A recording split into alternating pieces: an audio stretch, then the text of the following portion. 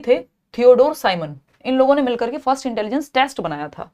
Test की बात नहीं हो रही है, आईक्यू की बात हो रही है। इंटेलिजेंस टेस्ट के आने के कई साल बाद जो है आईक्यू का कॉन्सेप्ट आया है। इंटेलिजेंस टेस्ट आ गया था 1904 या 5 के अराउंड, और आईक्यू का कॉन्सेप्ट आपका जाकर के आया है 1912 के अराउंड, या 1908 में मेंटल एज और 1912 में आईक्यू का कॉन्सेप्ट। तो William stern is the right answer, है ना। विलियम स्टर्न ने आईक्यू का कॉन्सेप्ट दिया, और यहां पे अगर हम थर्स्टन की बात करें तो उन्होंने आईक्यू का फॉर्मूला दिया प्रॉपर रिवाइज करके। तो ये 2-3 नाम हैं जो आपको याद रखने होते हैं इंटेलिजेंस के कॉन्टेक्स्ट में। आगे बढ़ेंगे, ये टाइम एंड अगेन क्वेश्चन पूछा ही जाता रहता है अलग अलग जगहों पे। क्वेश्चन नंबर 4 है the nature of child's complete development. बालक के संपूर्ण विकास की प्रकृति कैसी होती है, नेचर कैसा है बच्चे के कंप्लीट डेवलपमेंट का, फटाफट से बताएंगे फिर आगे बढ़ेंगे। साइकोलॉजिकल, फिजियोलॉजिकल, साइकोफिजियोलॉजिकल या बायोलॉजिकल, बताइएगा एक बार।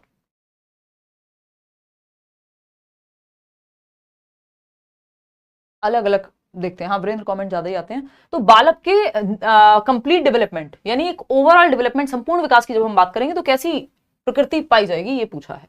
साइकोलॉजिकल पाई जाएगी यानी मनोवैज्ञानिक है, सिर्फ मनोवैज्ञानिक है नहीं, विकास में तो शारीरिक पहलू भी है, तो ये तो गलत हो जाएगा। सिर्फ फिजियोलॉजिकल यानी शारीरिक पहलू है नहीं, शारीरिक और मानसिक दोनों पहलू होते हैं कंप्लीट विकास में। तो साइको फिजियोलॉजिकल यानी साइको का मतलब है मन से है, माइंड से है, तो मनो शारीरिक यानी मन और शरीर दोनों मिलकर के कंप्लीट डेवलपमेंट बनाएंगे, ना कि सिर्फ बायोलॉजिकल या सिर्फ साइकोलॉजिकल। तो third option is the right answer over here. आगे बढ़ेंगे क्वेश्चन नंबर 5 पे, आसान सा सवाल है तो फटाफट से जवाब देंगे आप लोग। ये कहता है question number 5, development of an individual depends upon any two of the following 4 factors, which of the following pairs is the most appropriate. किसी व्यक्ति का विकास निम्नलिखित 4 कारकों में से किन्हीं 2 पर निर्भर करता है, फटाफट से बताओ, जल्दी जवाब दो। 4 कारक हैं, उनमें से 2 चूज करने हैं व्यक्ति के विकास के लिए। इन्हीं 2 फैक्टर्स पे एक इंडिविजुअल का डेवलपमेंट जो है डिपेंड करेगा। फटाफट से 2 पेयर चूज कर लीजिए। हेरिडिटी यस, आनुवांशिकता बिल्कुल महत्वपूर्ण है विकास में। एनवायरमेंट जी बिल्कुल महत्वपूर्ण है। लैंग्वेज एबिलिटी एनवायरमेंट और हेरिडिटी में ही आ जाएगी दोनों, मतलब एनवायरमेंट का जो रोल है वो है और हेरिडिटी का भी अपना रोल है। ठीक, तो हम ये नहीं कहेंगे सिर्फ कि लैंग्वेज एबिलिटी उठा लें। इमेजिनेशन हेरिडिटी यानी आपकी कॉग्निटिव पावर्स से रिलेटेड होगी। तो आप कुछ भी नहीं है सिवाय प्रोडक्ट हैं किसके, हेरिडिटी और एनवायरमेंट के। या तो आपको कोई चीज हेरिडिटी से मिली है या आपने एनवायरमेंट से पिक किया है, यानी दोनों का एक तरह से प्रोडक्ट मिल करके आप हैं। ठीक, तो ये क्या है, ये दोनों ही बातें सही है, फर्स्ट और सेकंड। तो डेवलपमेंट में 2 ही फैक्टर महत्वपूर्ण है, बाकी सारे फैक्टर इन्हीं दोनों के अंदर आ जाते हैं, या तो आनुवांशिकता यानी जेनेटिक्स आपके, या फिर एनवायरमेंट।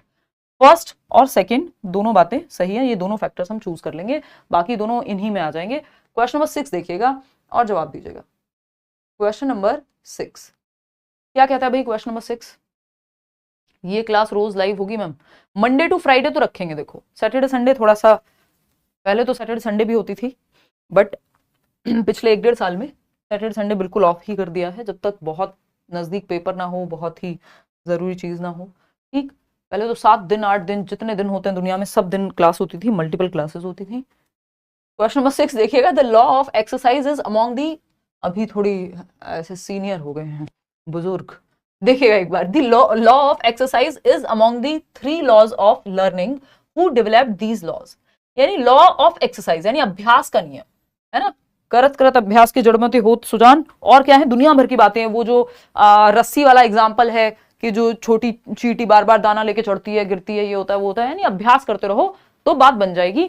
ये किसने दिया है नियम, 3 सीखने के नियम है, लॉज ऑफ लर्निंग है, 3 मुख्य प्राइमरी लॉज जिनको हम कहते हैं, बाकी के 5 जो हैं वो सेकेंडरी हैं।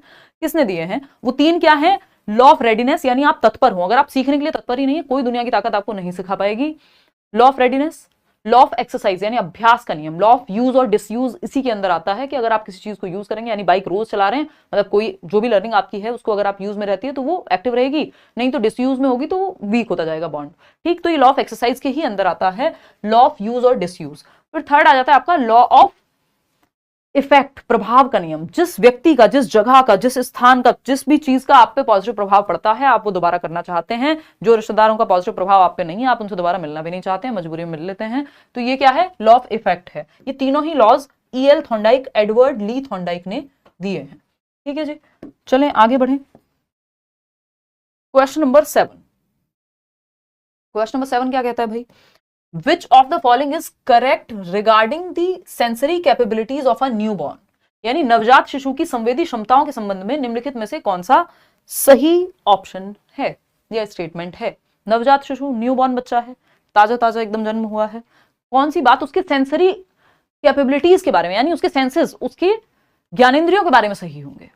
तो पहला ऑप्शन है या पहला स्टेटमेंट है, hearing is functional before birth, यानी जो जन्म से पहले ही श्रवण क्रियाशील होता है, यानी बच्चा जन्म से पहले ही गर्भ में ही सुनने की क्षमता उसमें डेवलप हो जाती है। बात तो सही है, ठीक है, बात तो सही है। हाँ, रमन कह रहे हैं आप तो अभी बहुत यंग हो, आपने बस अपनी जर्नी औरों से पहले शुरू कर दी थी। हाँ, और बहुत ज्यादा काम हो गया कम समय में, तो अभी थोड़ा सा ब्रेक, स्लो चल रहे हैं और कुछ नहीं है। वो तो मैं मजाक में कहती हूँ, दिल पे मत ले लिया करो।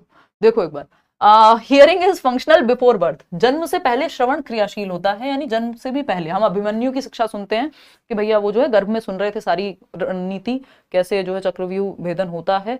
तो मतलब जन्म से पहले बच्चे की ऑडिटरी जो सेंसेस हैं वो एग्जाम्पल है, मेरे पास कोई वेरीफाइड चीजें थोड़ी है, मतलब उस चीज को लेकर के। तो hearing is functional before birth, यानी जन्म से भी पहले हियरिंग स्टार्ट हो जाती है, उदाहरण मैंने आपको दिया।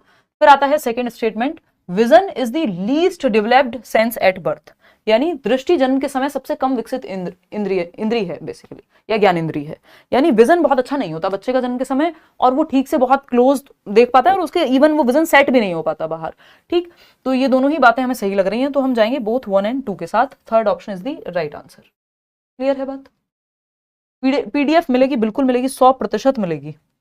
आगे बढ़ेंगे क्वेश्चन नंबर 8 पर, देखिएगा क्या कहता है क्वेश्चन नंबर 8। क्वेश्चन नंबर 8 कुछ तो कह रहा है, ये कहता है which of the following statement is correct regarding inclusive education in India, यानी समावेशी शिक्षा, यानी हर एक बच्चा सीख पाएगा कक्षा के अंदर, एजुकेशन फॉर ऑल, सभी के लिए शिक्षा जिसको हम कहते हैं। तो इंक्लूसिव एजुकेशन के बारे में कौन सी बात सही है इंडिया में। तो फर्स्ट ऑप्शन है आपका, इन 2005 the ministry of Human Resource Development implemented a national action plan for the inclusion in education of children and youth with disabilities, यानी 2005 में इंडियन गवर्नमेंट, यानी तब तो होता था आपका MHRD, है ना, अभी हम एजुकेशन मिनिस्ट्री कह रहे हैं जिसको। तो MHRD ने क्या किया, एक इंक्लूसिव एजुकेशन के लिए कोई प्लान लेकर के आए। देखो ये जो प्लान आया था इसको IEDC कहते हैं, एक्ट आया था बेसिकली, एक IEDC कहते हैं, integrated education for disabled children, और ये 2009-10 में आया था, ना कि 2005 में। ठीक है, 2009-10 में आया था, ना कि 2005 में। और ये 9th से 12th तक के बच्चों के लिए कि उनको इंक्लूड किया जाना चाहिए, हर एक बच्चा सीख पाए, चाहे वो स्पेशली एबल्ड है यानी कोई डिसेबिलिटी है, चाहे गिफ्टेड है, चाहे धीरे सीखता है, हर बच्चा एक छत के नीचे सीख पाए। तो ये तो फॉल्स हो जाएगा, ये क्या है, एकदम गलत बात हो जाएगी, यानी गलत बात हो जाएगी। ये मुख सुख के लिए मैंने गलत बोल दिया, देखिएगा ये क्या हो जाएगा, फॉल्स। बात सही है नहीं।